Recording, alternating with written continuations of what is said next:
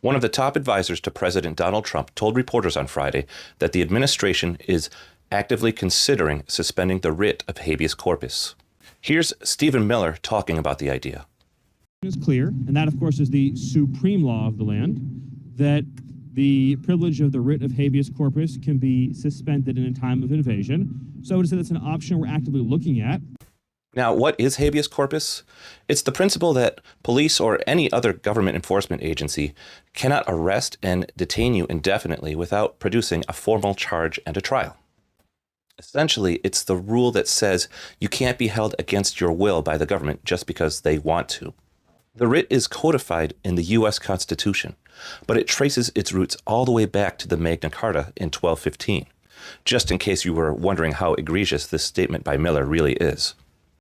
So this White House has frequently used the idea of an invasion of immigrants to justify several of its actions. Many courts, however, have determined that the use of the term is inappropriate, that there is no actual emergency warranting the administration's actions. The same would, or rather should, hold true for the suspending of habeas corpus. The Constitution specifically states that the privilege of the writ of habeas corpus shall not be suspended unless when in cases of rebellion or invasion, the public safety may require it.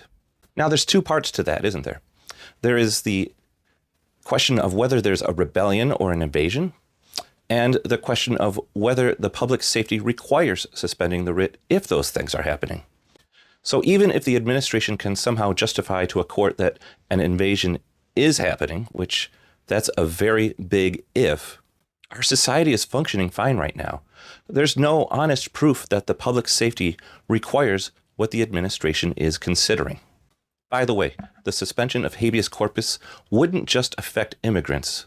Once the writ is lifted, it applies to everyone, including citizens, allowing arrests or detention on the mere suspicion of laws being broken. Even detaining dissidents of the White House would be allowed.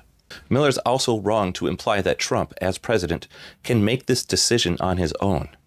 The rules on habeas corpus appear in Article 1, Section 9 of the Constitution, which deals with Congress's powers, not the president's. Discussing this idea so openly, like it's not a big deal, is quite the incredible admission by Miller.